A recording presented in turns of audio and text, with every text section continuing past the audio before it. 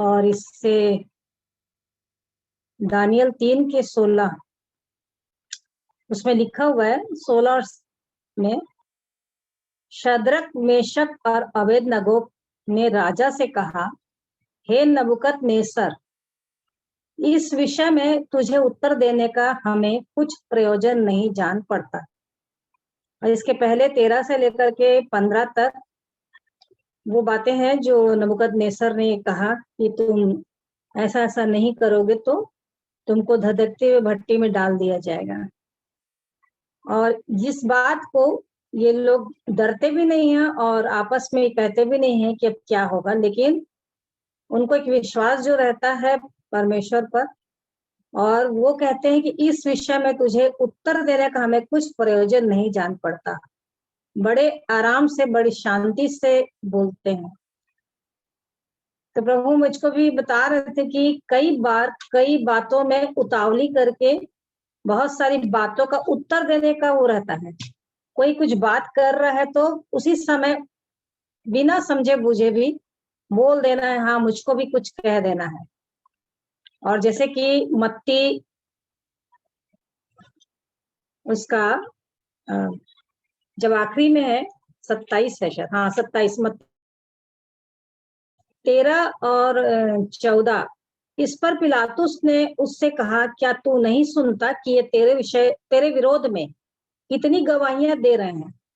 परंतु उसने उसको एक बात का भी उत्तर नहीं दिया। यहां तक कि हाकिम को बड़ा आश्चर्य हुआ। तो सही बात है, 17 के 8 नीति वचन 17:28 में आखिरी में लिखा हुआ कि मूढ़ भी जब चुप रहता है तब बुद्धिमान गिना जाता है। इसलिए नहीं कि वो कुछ अच्छी बात जानता है, वो तो मूर्खता के कारण चुप रहता है, लेकिन फिर भी वो बुद्धिमान हो जाता है उस समय के लिए। और अभी दीदी पढ़ा रही थी, बेला दीदी, नीति वचन कौन सा अध्याय था दीदी? मैं भूल गई, पर वचन याद है कि धर्मी के बारे में था। भजन 37, 27 से। अच्छा, वहां पर एक बात दीदी बोल गई और मैं उसको खोजने लग गई थी क्योंकि मैं ध्यान से हट गया था। 37 का कहाँ से? 37 से ज्योति। 37 का 37, 27 से। हाँ 27 से। अच्छा, वहां पर 37 का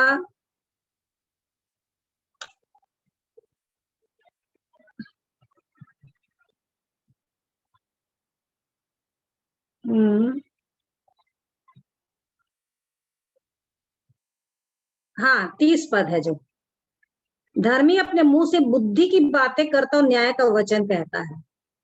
तो वाकई में यदि मैं धर्मी हूं प्रभु की दृष्टि में, तो मेरे मुंह से उलटफेर की बात और व्यर्थ की बात नहीं निकलेगी, और परंतु बुद्धि की बात निकलेगी।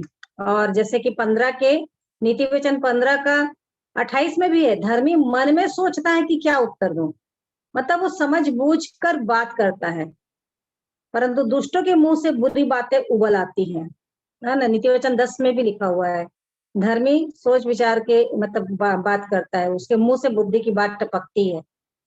तो उतावली से कोई बात तो नहीं मेरे मन से हो जा रही है, जबकि यीशु मसीह भी अपने समय में विरोध में बातें सुन रहे थे।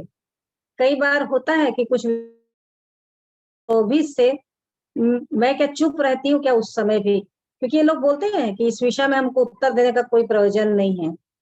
और इस बात को भी प्रभु मेरे को बता रहे थे कि जो बातें मुंह से निकलेंगी 12 के 36 में, निकम्मी बातें, उसका भी न्याय होगा। और पहला कुरिन्थी 4 के 5 में भी लिखा है कि वो छिपी हुई बातों के और मंदमतियों को जो उसको मैं पढ़ लूंगी, पहला कुरिन्थी उसका 4, उसका है 4 और 5।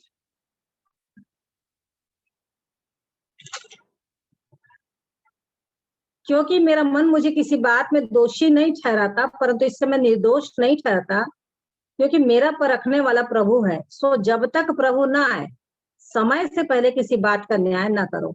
वही तो अंधकार की छिपी बातें ज्योति में दिखाएगा और मनों की मतियों को प्रकट करेगा। तब परमेश्वर की ओर से हर एक की प्रशंसा होगी। प्रभु इन वचन से मुझको भी चिताए, मतलब प्रैक्टिकली कोई किसी के विषय में कुछ बात करता भी है तो तुरंत प्रभु वचन को बता के बोलते हैं कि वो जब व्यक्ति उपस्थित नहीं है उसके विषय में बात करके क्यों उसको उसके विषय में बोल करके तुम दोषी ठहर रहे हो, और समय से पहले क्या न्याय कर रहे हो, वो है ही नहीं और उसके विषय में जान नहीं रहे हो, पर क्यों ऐसी बातें कर रहे हो। तो तुरंत उस बात के लिए टोकना मेरे जीवन में आया कि नहीं, मत करिए ये बात, ठीक नहीं है करके। और इन सारी बातों से बताते हुए जबकि सबोपदेशक 5 में भी कि कोई बात परमेश्वर स्वर्ग में और तू पृथ्वी पर है, इसलिए बातें करने में उतावली न करना बोलते हैं। जब जाए भवन में तो सावधानी के साथ जाए। और इसी से संदर्भ भी उसके बाद अपने जो वायलेट सिस्टर है वो बताने लग गई, और उसके द्वारा भी मैं अपने जीवन को जब चेक करने लग गई, गिनती उसका 12, क्योंकि कल के दिन में हम लोग बोली कि जिसको जो बात प्रभु सिखाया उसको बताइए, और वो 12 गिनती 12 का 1 से लेकर जब 16 तक पढ़े तो वो उसमें सब जान रहे हैं कि मूसा के विषय में जब कुशी स्त्री से ब्याह कर लेता है तो वो मूसा मरियम और हारून दोनों वो करते हैं, निंदा करते हैं। लेकिन परमेश्वर 5 में लिखा है कि खंभे में उतरकर तंबू के द्वार पर खड़ा होकर हारून और मरियम को बुलाया, सो वे दोनों उसके पास निकल आए और प्रभु ने उसके साथ बातें, परमेश्वर ने उनके साथ बातें की। लेकिन जब वहां पर लिखा हुआ 8 के लास्ट में, सो तू मेरे दास मूसा की निंदा करते हुए क्यों नहीं डरे, मैं अपने जीवन को देखने लगी, वाकई में ये मेरी गलती है, मेरे जीवन की ये बात को मैं महसूस करी कि किसी भी दास के लिए कभी भी बिना जाने कुछ भी हुए, भले हम लोग को चिता रहा है परमेश्वर अपने वचन से, झूठे भविष्यवक्ता झूठे उपदेशक हैं निकले हैं, सावधान रहने की आत्मा की परख होनी है। लेकिन यदि वो विश्वास योग्य दास है, उसकी निंदा यदि कर रहे हैं तो डरे क्यों नहीं तुम, है ना। और परमेश्वर भी उसका क्रोध जो भड़कता है मरियम के ऊपर, तो कोढ़ से हीम के समान श्वेत हो गई। और फिर 14 में परमेश्वर बोलते हैं, यहोवा ने मूसा से कहा, मतलब वो प्रार्थना करता है फिर भी